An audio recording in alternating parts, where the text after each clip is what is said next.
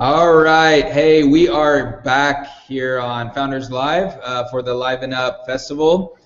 Very excited to have our next guest, Nicole Lamont, and we will be going all into depth on marketing. We're going to even go beyond marketing on some of these things. But before we do that, I do want to just give a little bit of a second around just highlighting a sponsor that we are so very proud to have, and that really does make this all possible. And so Finanza, formerly known as Ideal CPA, Finanza is a professional service delivering growth support services for such as CFO, controller services, back office support, bookkeeping, payroll, and they also offer growth forums targeted to small and medium businesses as an alternative to a more traditional part-time bookkeeper and tax CPA relationships.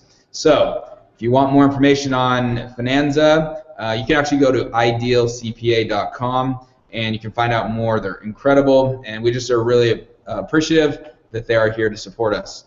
All right, getting back to Nicole. Hey, welcome. Thank you. Yes. Nicole, excited to be here. yes, this is awesome. We're really excited to have you. Take a little bit of time to tell us your background and what you do and your company and everything involved in that. Cool. Okay, so I drink beer for a living. No, Right. which is not a bad job. No, my career really started when I was in grad school, and I was looking to kind of realign from working in retail. I was working at Reebok and get into beer. And so while getting my master's degree, I applied for, or right after working with Boston Beer Company, Sam Adams. And so I spent 6 years managing really the front of the house operations for their pilot brewery out of Boston. Just an amazing job, played a liaison to PR, marketing, sales, the brewers, even sat on taste panel, and was fortunate enough to earn my title of certified Cicerone. So on some level, I'm a professional beer taster. Wow. And a praiser, which is great. But really got to go through all aspects of what it takes from starting of procuring ingredients to really understanding how do we market and launch those products. And that was just a lifetime opportunity, and I loved it. But I decided to take a change of pace with my husband and move to the West Coast, where I went into consulting, and I was placed at Nike. I was consulting there for a little while and loved it. But I really had this pull and this kind of desire to be back into beverages. I just find them fascinating. So I launched my own company last fall called Beyond Brewing Consulting. And what I do is I literally help, starting with breweries, but I'll be working with a distillery soon, to help these companies go beyond the side of brewing and grow their business from the front of the house operations, whether it's customer traffic, building promotions, designing procurement plans for branded materials. At the end of the day, I just want to get these companies revenue and traffic and build their brand loyalty. That's great. Really, I do like your background. I am not a professional beer taster, but I am an amateur beer taster. Right. So I'm sure you've heard that before. But your background's interesting, and what we're really going to dive into is marketing. And quite frankly, marketing is tough. It's confusing. It's changing all the time. And specific to early stage founders and startups, a lot of times they have no idea where to start.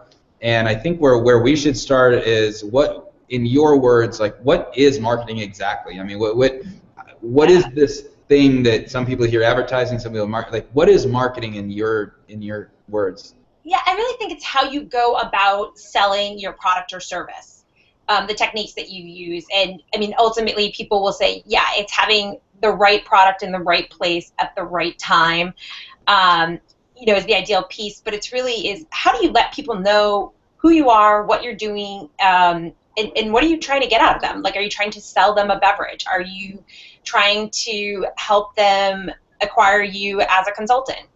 So it's just the strategy that you're using to get your name out there, get brand recognition, and ultimately achieve your goal, whether it's sales or just maybe you want tweets, maybe you just want people to follow you because you're a writer. Right, yeah. And so within that, what are some basic fundamentals that when you're working with, breweries, but even other companies, what do you touch on initially that would be the fundamentals of marketing? Yeah, and I'll be honest, I take a very unique approach. I don't think I'm very big on like the methodologies. Really what I want to sit down with my clients first and foremost is, who are you, and like, what do you want people to know about you? I think this is a big thing. I had a client out here, a brewery, and what was challenging is they had 2 different locations. And how do they have synergy between these 2 locations, because they actually were designed very differently when the owner bought them and built a brewery in there as a restaurant to begin with. And so what is it that people resonate? Because they had this old adage of people knew them for the restaurant. How did they get to know them for the brewery? And what type of brewery are they? So looking at who you are, how do you want to grow, and what do you want people to take away from it? Because I think that's how you're going to get that following. It's that storytelling piece at the end of the day. So that's my number one thing is, what's your story? I really think that that's still, it's been a trend for a long time, but I think it still works. And I think it's how we resonate with brands. Yeah, and let's go even there for a second. So we had a very great conversation earlier today with Heather Wild. It was awesome, and she's really tapping into that. I think it's even before your story. It's you have an inner unicorn, which basically means you are unique. You as a person in your company is unique in like very one specific way. And the challenge is to find it, right? And so once you find it, I think now there's a story that needs to be created around that. And how would you take someone through breaking apart and then identifying the story that their company has and their brand has?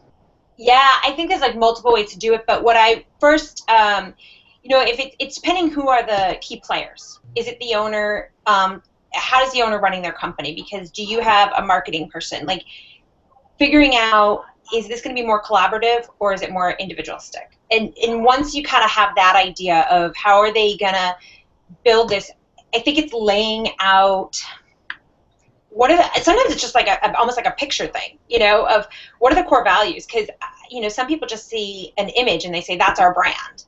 Well, that's not a whole brand plan, but it's something that you resonate with, like looking at where you are, like, the bricks in the background. I think rustic. I have these associations that come up with, old-timey, maybe even, dungeon-like kind of thing. But that, each person, we're visual people in this society. We're always on the internet. And what is that story that's telling just from the imagery alone is one step and one component of it.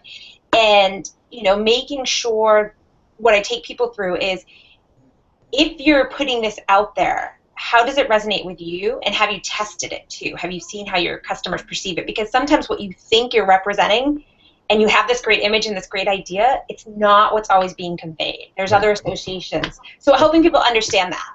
Yeah, how would they test those messages with their customers? Yeah, so it actually goes to something else I was talking with somebody else about today. One of the things is, especially for small companies, this is great, is use the resources you have. So I'm going to speak to my world, which, I'm at a brewery. And I want to launch a new beer, and I want to figure out what the label should look like. I'm going to email some of the people that are like loyal consumers that come in and say, hey, do you want to do a testing? And maybe they get free dinner out of it. But that's a great way to have people come in, try the beer, get their connotations around the ingredients, maybe show them some drawings, some sketches that I have for a label, and take that feedback. It's hard because it depends how big is this sample size in relation to your overall population. But using the people that you're going to directly market to is a great way to do that. Social media, you can put campaigns on. Hey, what do you think of this? Let us know. Facebook's great for getting feedback on that. So there's a lot of different resources and ways you can do that. Yeah. I think the biggest thing is understanding how to reach your right audience. And that takes some time initially. So it's testing and being patient, as if you're building a Twitter account and you're using that. Don't let it be just outbound. Don't let it just be going, hey, we're doing this beer, and always telling people. Make sure you're taking inbound information back and hearing your consumers' feedback, because that's going to help you develop and evolve your plan.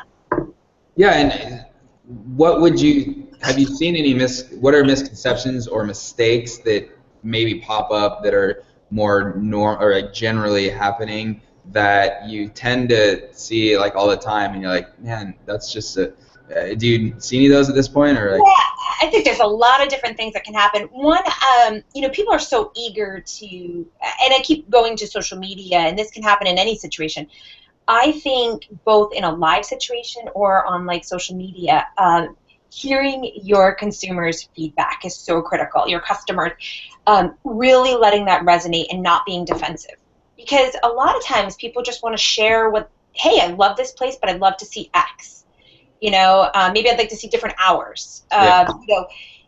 Taking that and not approaching it or responding right away. Think it through and make sure you thank them for their time and energy that they've given you information. I mean, that's free data, right? So use that in a positive way and help embrace it and let them know you're listening. You're folding them into your company that way. So I think what's negative is when people are like, hey, well, that's not what we do. And you'd be surprised, it happens, and not acknowledging or just ignoring it. The worst thing somebody can do is just delete a bad review. Unless it's really hostile, that can be a really bad way to do it. Is if somebody just wants to try to avoid it altogether and ignore it, you're not valuing your customers. So are you suggesting that what tends to happen is we tend to reflexively, if it's a negative thing, we just sort of like try to wipe it away, or we try to dismiss it. Maybe we take it too personally. And what you're saying is actually listen to that and actually like, give that person or whoever is expressing this more attention and possibly reach out, strike a little longer conversation to ask them like exactly what's where is this coming from. And you're saying that we could learn a lot more than just dismissing it. Yeah, I mean, because you think about it, so you're already attached to the brand, right? You already know you love your own company and your brand. But what makes this other person want to come to you over someone else? Yeah. And they took the time. So yeah, I'm saying exactly what you put in great context. It just really, you have all these resources sometimes that people don't realize are actually great resources that can really, because my point is in the end is, you listen to this person and you resolve something. I've had bad experiences, but it's how somebody handles it in that moment that can make or break whether I become a brand ambassador for them. Right. I think that's the critical piece. So yeah. Do you have could you pull out a great example of maybe someone you worked with that addressed a negative situation in a way that might have turned things around and really became positive? Yeah, let me think for a minute. So more often I'll go back to my personal work experience at Boston Beer. Unfortunately, there were days where we'd have people coming in for a tour, and they'd have a 2-hour wait. You get a bad review. How do you handle that? Somebody's complaining or they're upset. What do you do in that moment? And there's a lot of things that we had for resources to handle it. We would post as much information as we could to say long wait times. It's beer. It's a Saturday. People want to be out doing this. But each situation, think about what the person's most upset about. Half the time, people just want you to listen to them. Yep. So I think what we would do in that moment, sometimes it depends on what the situation was. Could we have them come back on another day where we could reserve tickets for them? Or is it something where maybe it's a care package for them? And it's not always about giving away stuff, but it really is about finding a solution that really makes that person feel like their voice has been heard. My clients, I could say one of my clients right now, I know it's literally, if they get ever a bad review about the food or the service, the owner is right on top of it, calling them. And I've actually seen the customer go back and post and be like, this owner was awesome. They got right back in touch with me, and I feel like my issue was resolved, and I will forever be a fan. Right. So yeah, I think that's great. It seems like what you're saying is marketing is not just the initial outreach and campaigns to like get new people. Marketing is actually addressing, if you have an existing customer and they have a bad experience, part of marketing is actually how you handle some of those issues that arise. And it's not just trying to get a new customer, it's actually handling an existing customer. Yeah. So I love the way you put that in there. I think of marketing personally a lot with a real customer service approach. That's probably one of the biggest things I come at it for, because this is who you are. This is your brand. And, I think of it like when you're selling tap handles, and it is easier to keep a tap handle going than try to sell in a brand new tap handle into an account. So what does it take to maintain that relationship, Right. or to maintain that tap handle? What do you need to do? Do you need to educate? Do you need to give rewards? What's going to keep that bar favoring you as the sales rep with that tap handle on there time and time again, and keeping you on their radar? So the same thing happens with your customers. How do you keep yourself relevant to them and in their good graces, and the high point is so enamored by them that literally you're a brand ambassador. I mean, I find, food52.com. That's a website that just does everything I need when I need recipes and cooking. I go to it. I mean, I have peppers and chicken that I want to cook tonight. Throw it in there, and guess what? It comes up with all these recipes. It works for all the needs I have, and they keep evolving it. I'm a brand ambassador for them because their applications, their websites work for me. And, so I think that's the thing, is when you find something you like it, you want to promote it to other people. So as a marketer, your goal is to always be in the favorite side of somebody and constantly making sure that you kind of feel special with them. Right. Yeah. What I would like to do is jump a little bit towards, social, social Right. media, and there's all this marketing. Facebook clearly seems to have something working in the social media marketing area, but there's a lot more platforms out there. So talk to us about how you view social media right now, and some of one or two examples of some very successful experiences on social media around marketing and how you would leverage that. Yeah, and you know that Facebook is obviously the leader of it. What I think is really good about Facebook is the fact that you can ask questions, get responses directly. That's the engagement. Breweries will put out there, or even actually a better example. There's a campaign war with Monkey 47 competing against another distilled spirit. I love Monkey 47 gin. It's great. It's clever advertising. But now they're pitting these two different spirits up and saying which one wins, which one's better. And just that alone is getting this engagement from people who may not even know the brand, or maybe following the brand and saying, hey, I want to learn more about this, to click and get involved. Right. So I think that's the thing. First thing is, now you're getting somebody involved and you're getting action. What does that also do? Hopefully working conversions, right? Now I want to click on this. Now it's going to take me to your website. Now I'm going to learn about your beverage. And maybe eventually even into the full conversion of, I'm going to buy a bottle of your beverage, right? So at the end of the day, what I think we're looking for is first actions, then following into conversions, like click-through rates to conversions. And so Facebook's a big one, I think, that has worked really well for businesses. I know they struggle with the new kind of reducing how much people can market. Twitter is great. It's quick, especially now that you can put videos on there. Video, I think, is something that's really we're just hitting the icing on the cake here, kind of touching the surface, really. And the other things to watch, I think that are going to be interesting, kind of game changers as we continue. I personally think Snapchat is going to grow more. I think that'll be an interesting one, as well as Pinterest. I think what we think of as Pinterest is changing. Before, I used to think of it just as a bulletin board to put pictures on, but now there's whole articles on evolving your career or about campaigns for new product launches. So I think what's happening is that there's so many different platforms, and it's, as a marketer, you have to really understand what is your audience, what are your personas, who are the people you're really going to go after, and where are they residing the most, and then also be thinking a year out, as you evolve it. Can I answer your question? Oh, yeah. But the problem is there's so much noise, right? So how do you choose the platform, because there's a number of them like you just mentioned, but two, how do you determine the message that you want to create and push out there, and then thirdly, measure it to see if that actually did anything? How does that cycle run?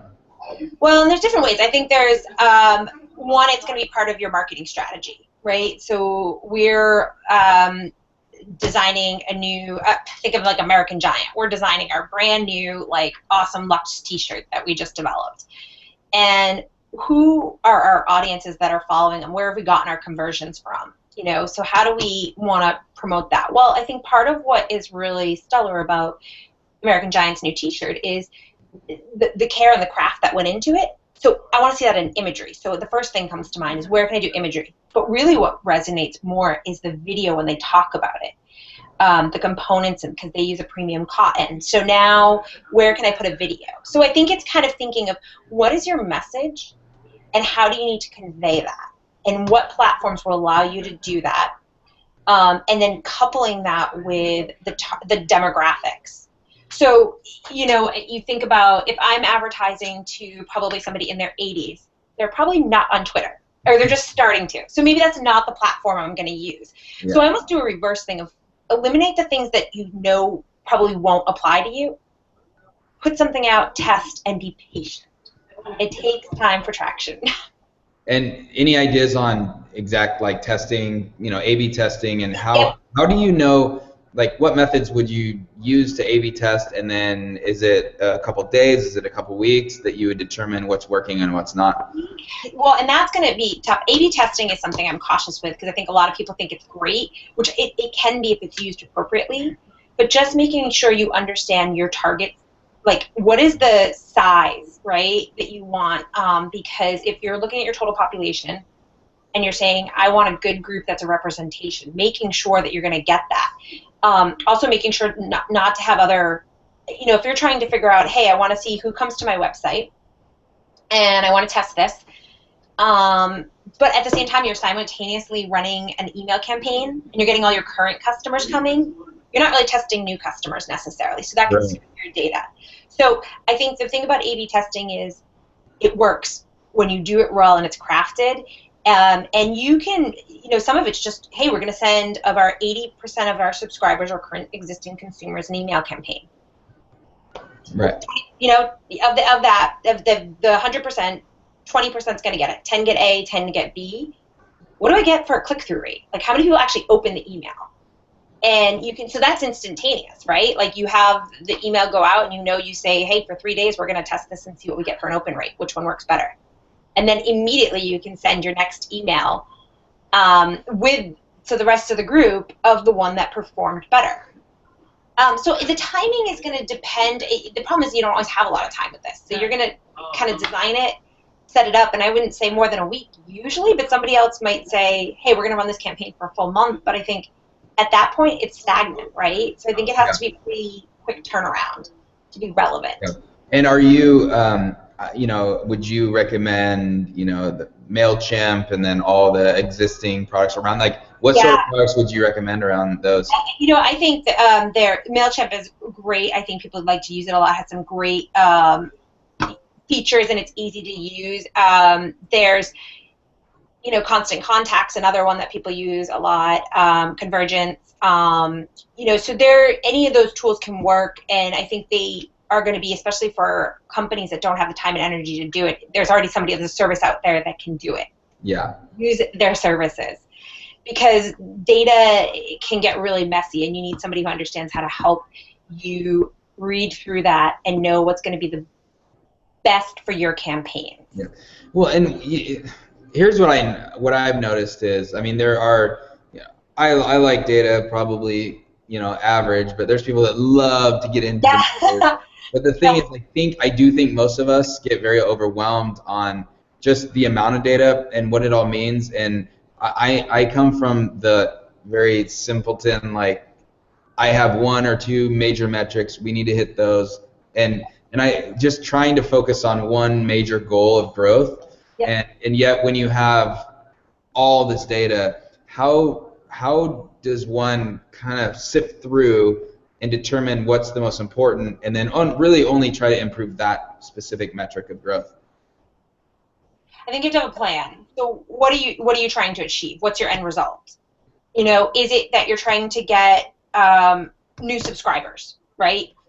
Then, you know, you're not worried I guess first you want to figure out like how are people finding you, right? If you want to get new subscribers, and then you want to kind of see what maybe you test what's converting them to sign up. So do you have a light box that pops up the first time somebody goes to your website? Does that work? Like you can see the percentages that way. Right. So I think the thing is you have to be clear on what you're looking for, and you have to be able to say there's other pieces, but we're not going to play in that field right now because it doesn't make sense. So, if you're looking at campaigns that you're designing, what tools, in the sense, is it email strategy? Is it social media campaigns specifically that you're trying to drive? Because if you start trying to play in one area and then you're playing in another area, you're really thinning yourself out and you're wearing yourself out, and you're not going to be able to, your analytics are going to be kind of skewed, I think, because you're going to have data from all over and you're not really targeting just one area to start. So it's interesting because I think the other thing, a component of this that people can use is things like Buffer and Hootsuite to really kind of get their traction and kind of see how if they're doing a social media campaign, how is that performing? Yeah, and take a little bit of time to describe those two for people that might not be familiar. I'm still a little new with these, so you have to bear with me. But my understanding of how they work really is that they can attach to your social media, and tell you your analytics, similar to Google Analytics, how these things are trending, and what's performing and where you're getting the traction from. So I think that's really important. The nice part is they have, basic versions that can be free, and then they have some subscribed versions different companies do. So that's really important for people if they want to get data and try to start getting into it. As you were saying, play with it themselves to learn it. Yeah. I do think that's one point. You can hire the services, but the important part is to make sure you're aware of what are the core concepts, so that when somebody's giving you the data information, you can process that and understand it and say, wait, this makes sense, this is what we're going after, or no, that's not where we're trying to go. So at least having awareness, a baseline awareness of it. Interesting transition, because I was going to actually just ask about, when we're talking about an early stage startup or even a small company that's not maybe tech focused, but just an early stage company, they've got 3 to 5 to 10 people on the team. Do you encourage them to develop this or hire on internally and have their own small marketing team, or should they use you or companies like you or services like what you offer? What goes into making that decision of essentially outsourcing or keeping it in-house? Yeah, I think the first thing is, what's your product? What are you trying to sell? Because does it make sense to be like in social media? And if it does, and you feel like that's where you're going to get your biggest traction from, I think of something like Physics, which is this new product that you can take beer at home but get the bar experience with it. Part of it is putting the beer in the consumer's hand, right? So people can taste the difference. That for them is being at events. So there's time and energy there for people to sample it, and maybe putting some videos online. The point is, like, what's the balance? If your company is building something that it's more about a consumer good that maybe it won't translate well over social media, then that's where you're going to think about, do we invest a lot of time in it? So I say hire somebody, one, if you have the capital and you really don't have the time and energy, but you're going to get traction from it. Hire somebody with expertise, because they're going to help you build it. But I always say hire somebody with the intention of, what are you going to learn from them? Yeah. I mean, you can always hire people all day long, but hire them and know that you're trying to learn from them and have them teach you, so that in the future you can do this, or you have enough awareness and knowledge that you can hire the right person for the job. A great example is hiring somebody who's already writing a blog and has a ton of traction. They're an influencer already, so they're going to bring their crowd with them, right? So that's a great resource. So in that case, yes.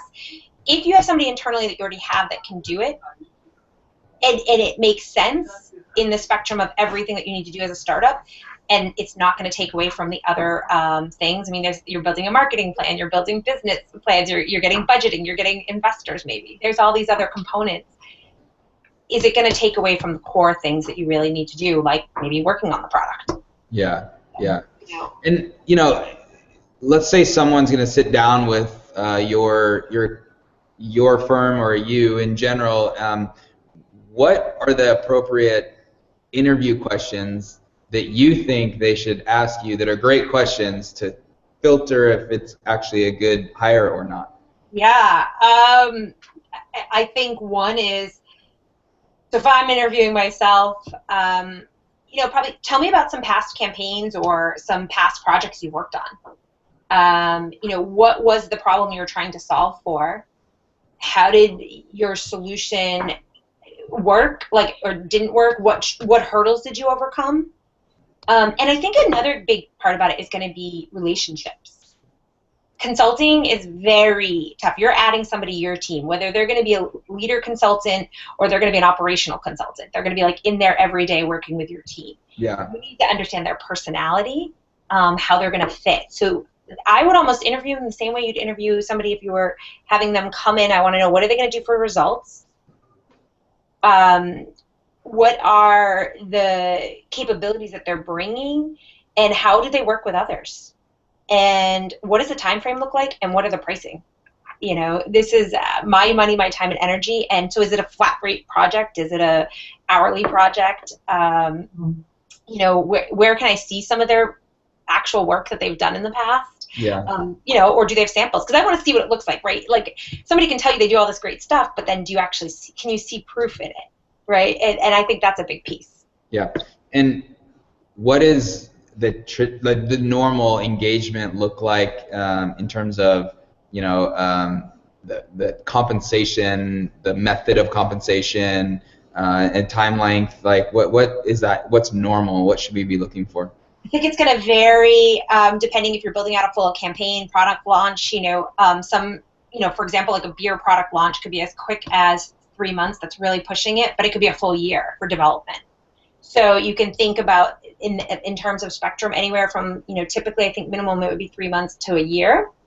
More often, most of them being those quarterly projects, right? I think about how we're launching new beverages, and flat rate versus a fixed fee. So flat rate, hourly.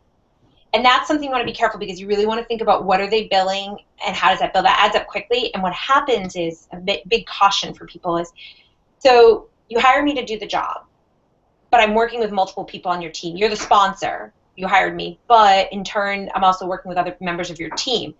It's important for you as the sponsor to understand any resources that you're giving up outside of what they're doing their regular job to work on this project, and they're working with a consultant.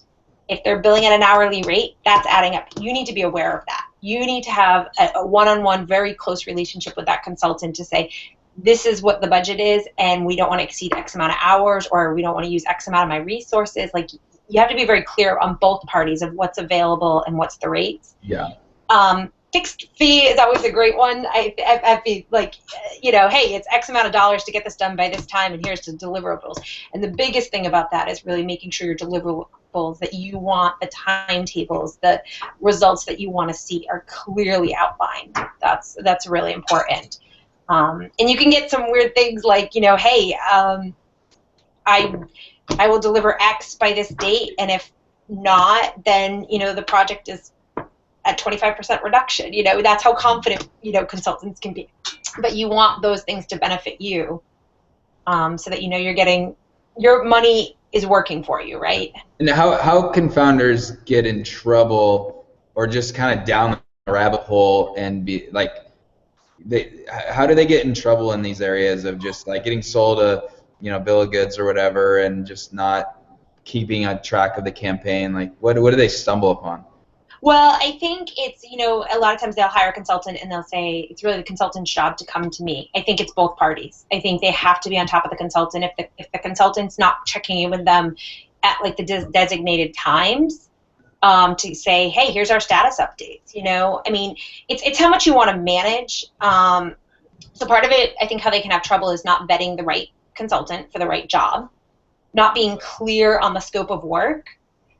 Because that's a big thing. Scope of work, I think, is probably one of the biggest things, is people can start working on a project and all of a sudden you're peeling back the layers of the onion, as I like to say, and you find all these other things that in order to, implement this new POS system or the point of sale system, we're actually finding that you need all this other material. So now that's kind of a sidetrack of work, right? Do you need to do that in order to complete the first project? So understanding what happens on those like roadblocks and how do you deal with it in that moment, because this can keep building hours and time and your money, and you may not get to the point of resolution that you originally hired them for. And it's both parties that have control over that. Does that, you really want to make sure that as the sponsor, you're overseeing the control of the project, but that you have a good relationship. You trust the person to lead, and you're getting constant updates, and you're seeing where you are on that status, and you're understanding the work. And one other really critical point is, as the sponsor, I think part of it is understanding change management. So, are you open to the feedback that you're going to get? Is your team on board with this? People are very hesitant with a consultant coming in. Oh my God, is my job in trouble? Or is it, those kind of things. So making sure everything's presented with a unified front, and as a sponsor, you're supporting your team with everything they need for this project. Because some people are really excited about it, but then they don't get the support they need. Yeah, and if a lot of the viewers here are startup founders or early stage, they typically a lot of them lack capital or the millions of dollars that can be put into marketing. So what are your thoughts on very, very early stage? How do we go about the initial marketing plans and actually even trying to work with someone like yourself when there really is not very big budget, if nothing at all? Yeah, I think there's a couple ways. One, a lot of times consultants will meet you for free, and for that first meeting and introduction. I don't want to say all, but to let them know what you do, and then you can kind of say, I have a budget. What does that get me? Kind of work backwards. Yeah. The other thing is, find out there's resources near you. Most cities have a SCORE office, which are former entrepreneurs that are there to help you, free consulting. They'll vet your business plan. They'll help you with kind of understand marketing. And they have seminars, too, that are really affordable, like for social media or digital marketing, understanding like search engine optimization. So a couple things. Look at resources that are free and available to you. Sometimes the local colleges have stuff, if you have the time that way. Or see, are there consultants that, you might not get their top tier, but you might be able to get somebody who's experienced, but their price is a little different. So that goes to another point, is being cautious with price. Sometimes the lowest is not the best. So just keeping that in mind. But I think, for me, I'm happy to meet with especially anybody in beverages, I'm happy to meet with them right off the bat and just walk through and kind of have initial introduction and see where we fit, and tell them what I do and kind of my rates, and see if we can align. And if we can't, my big thing is, can I find them someone else? A lot of times people will recommend them someone else that might fit, or help them get some starting points, and then keep, hopefully in their mind for when their capital does grow. Yeah, it's hard, right? If you're early stage, you have, here's the thing is, you might have just rolled out the product or had a launch, but you're pre-funding in the sense of you haven't really raised much money. Yeah. But the fact is, you have to get some traction. You got to get growth to impress investors to then get money. Yeah. And so I think it is a challenge a little bit, and I think it comes down to, part of it comes down to, again, what Heather and I talked about earlier was, it's to say it differently than our conversation earlier today. We as consumers, no matter how young or old the product is, when we're interacting with just a killer product, like the product and the team hit on something. They know themselves. They found their unicorn, right? Right, yeah. and like sometimes that's what will get you the initial traction, is that you've identified your market, you've done product market testing to the point where there's product market fit, and you get initial growth, and the marketing is more just the great user experience of the product. And so I think, to not to answer my own question, but my thoughts are, if you're early stage and you have pretty much zero capital, you have to nail down that product very, very, very, very deeply, and you can't. It's hard to market a crappy product. No, it is. It is very hard. Yeah. And you don't want to either, right? Like, I mean, I guess if you want to get sales, but then you're going to get, I mean, in today's society with social media, you're going to get some backlash, I think, because people are Yeah. not, I mean, we have educated consumers across the board now, right? Because think about the Google searches that happen and how you can learn about something and you know something's not good. Yeah. So, yeah, I think it's nailing the product, investing that time and energy, and if you don't have any capital to hire somebody, there's so many resources out there how you can get started. I mean, even, you know, lynda.com is a great one if you want to learn social media campaigns to start, right? It's just for a small subscription, you can learn marketing techniques and strategies. But the other thing is test it, right? We're a pretty lenient society right now with things. What they're finding is that your video does not need to be the best. It, in fact, especially with, like, I think more the millennials, and I hate to use the different groupings, but having a video that's super polished is not as reliable sometimes as something that's a little rough cut. Yeah. It's more raw. We see it as more genuine. And in fact, you have a great product out there. Use that kind of consumer to consumer to really help promote yourself. Build those ambassadors. And the reason is the reliability of, like, I meet you, Nick, somewhere, and I'm reading your review about this great jacket that you bought. You're more reliable to me than the company itself telling me about it. That's just the way the marketing trends are going. Our social network is more reliable than sometimes even our own personal people. We're going to those reviews on Amazon, or we're going to those reviews on REI and Right. wherever else. So use that to your advantage and retweet it too. Like, acknowledge, hey, somebody liked our stuff, retweet it, right? Yeah. That's free social, that's free traction there, and now you're getting more acknowledgement for it. So you mentioned ambassador a couple times now, and you mentioned that you were one, or you're very passionate about some of the brands.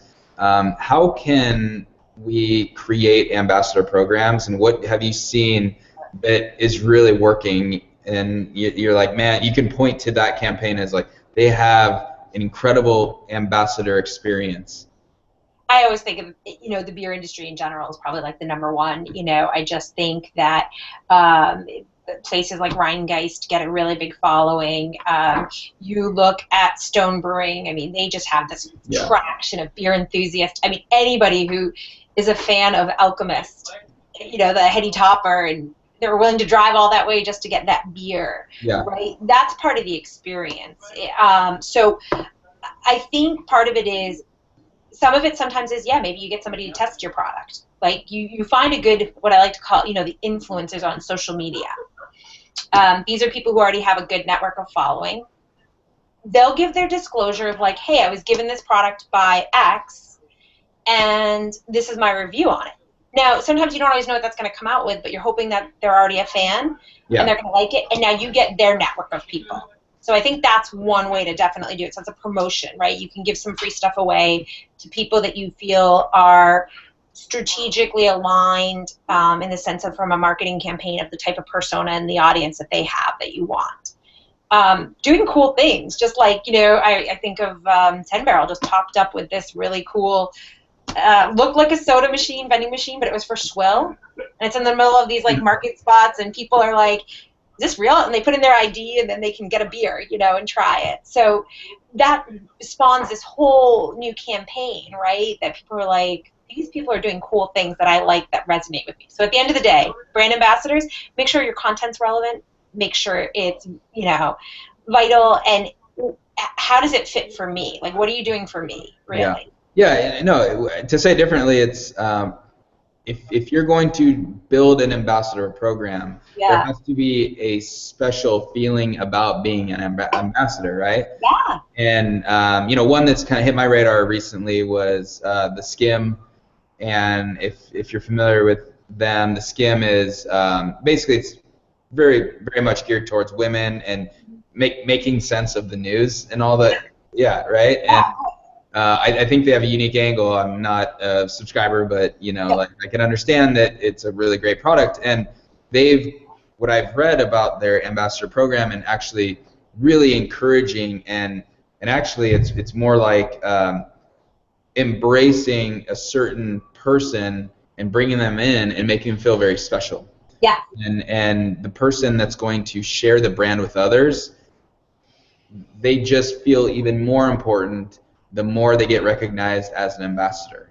Yeah, I think it's a little bit that exclusivity, kind of being a part of something bigger, right? And this is why, I mean, the social influences are so big compared to celebrities. When you actually look at a celebrity pop star and their like Twitter page versus like an influencer, maybe like Man Repeller or something, who does like a fashion blog. More often, anywhere from 2 to 10 times more will the influencer stuff get retweeted. Wow. And over the pop star. And it's because people feel this connection with the influencer. I mean, you see this with brands partnering, Heineken partnering with a very famous fashion kind of reviewer because they were launching a new product line that was high-end fashion with Heineken's logo.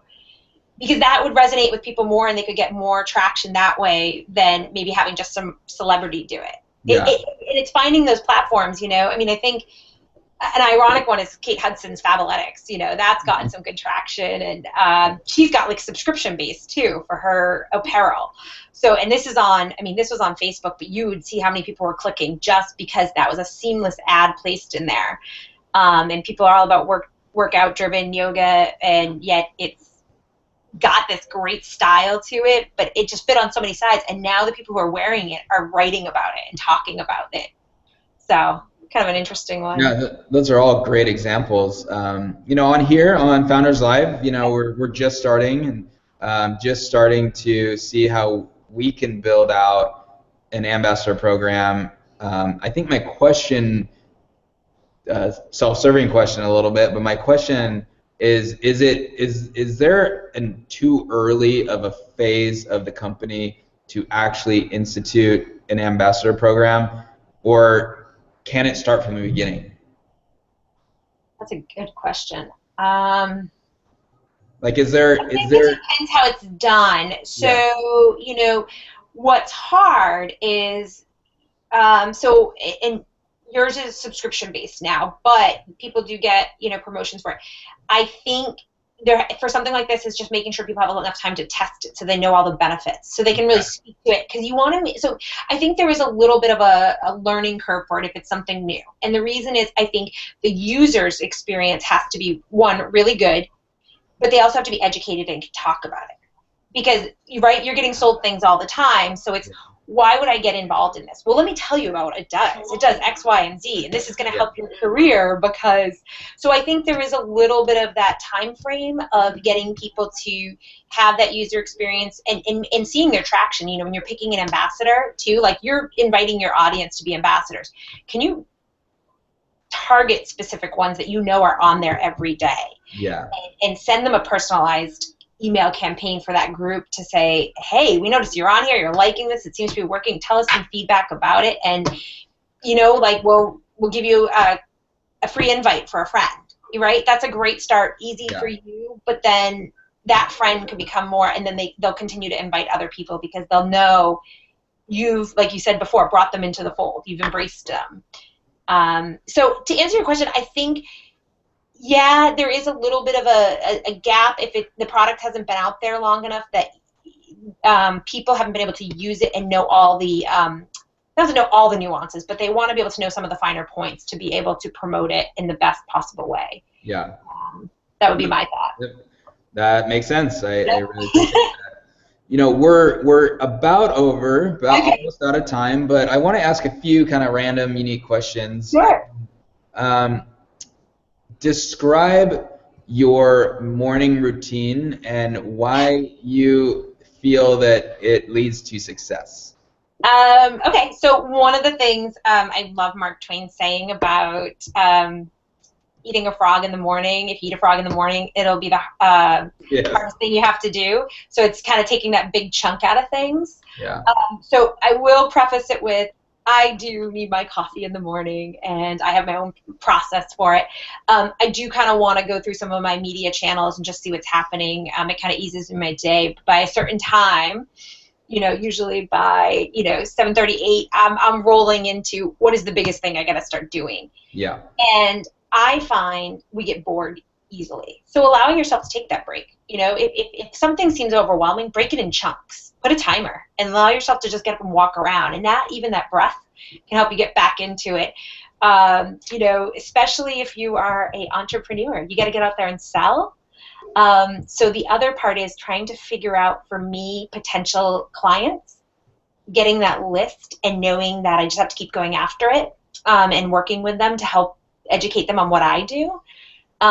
So every day kind of looking at who are potential clients, how am I going to approach them, but most importantly, I want to learn about them. Before I approach them, I want to dig and I want to do research and I want to kind of see what's working, because you know they're going to throw it out at you of, well, if you were working for me, what would you see as an option, an opportunity for me, right? And I got to be ready for that to the table. You got to do your homework. Yeah, and it's not just for the clients, but I'm also, like, I'm on BevNet. That's a big thing. I'm constantly on BevNet or Brewbound or just reading industry news. So, again, so take the biggest thing in the morning. Allow yourself to break it up if you have to. You know, and one big thing is if you don't get to everything, don't beat yourself up. Go back the next day, you'll do more. You'll find you'll do more. And the hardest thing is always the hardest thing till you keep doing it multiple times and you practice, it gets easier. Great. Yeah, so I think those are some of the big things for my day. That's awesome. Yeah. All right. Name your favorite podcast currently. Okay, so it's new. And again, it goes back to beer, but it's Culmination Brewing's podcast. So Culmination Brewery is one of the first brewers I believe, breweries to launch a podcast. That's great. Yeah, so I really like that. It's very, very new, but yeah, really cool. I also would always say Ari Meisel is less doing, more living.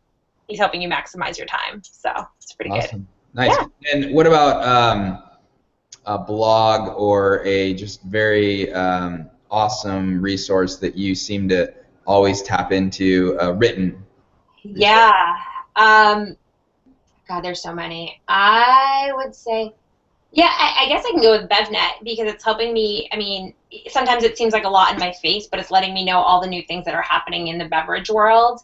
So this is really important. And I love that they put videos with it. I think that it's a nice breakup of different types of media within. And I love it because I can see like what just happened at the food specialty show in New York, and I just got all these great insights to new products like Alice and the Magician, which they basically make sensory experiences for cocktails. So this is really cool. Wow. It looks like a perfume bottle, but you spray it on your glassware. So you could take regular just plain tonic water, and you could do their London Dry, and you spray it. No flavor attached to it, just the aromas. But in the end, you think you're drinking a gin. Yeah, so it's pretty cool. And like, so I love finding out about new products. I think this is one of the things that's really neat. I really get into beverages. They're out of Burlington, Vermont, just two brothers.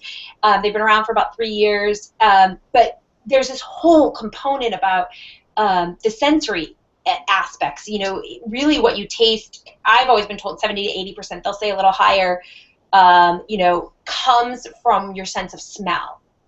So you're really bringing back these memories for people. You're creating this unique experience all from just spraying this on your glassware and changing. I mean, so if you don't have lemon rind, so you don't need it because they have the lemon rind, Yeah. you know, kind of. So I think that's the big thing for me is what is interesting, right? So I'm really into food and beverages, and I just want to look as much as I can at industry news on that. So BevNet's one, Brewbound. Brewers Association, hands down. Because I love getting Burt Watson's statistics of what's happening in the industry. I want to know where the trends are going. Great. Those are awesome resources. I'm going to have to check those out. I'm not, you know, Not directly professional drinker, but, you know, amateur for sure. Yeah. Well, for marketers, MediaKit.com is always good. There's a bunch of them for, you know, more marketing based. Yeah. So. Great. Well, hey, Nicole, this has been great. Awesome, Nick. Thank you so much, and have an awesome weekend. Great. I want to thank Finanza as the sponsor. They help make this possible. It's amazing. I want to thank WeWork. I'm actually sitting here in WeWork in Seattle, and they have built some amazing buildings. And anyone that's looking for any co-working spaces, go to WeWork.com, and they provide an excellent community. So I want to thank them. And we are going to sign off. This is Nick Hughes. We're on Founders Live. Check it out. It's a social platform for entrepreneurs. And we're finalizing the first Liven Up festival. It's been great. Thank you. Have a great weekend, guys. Bye.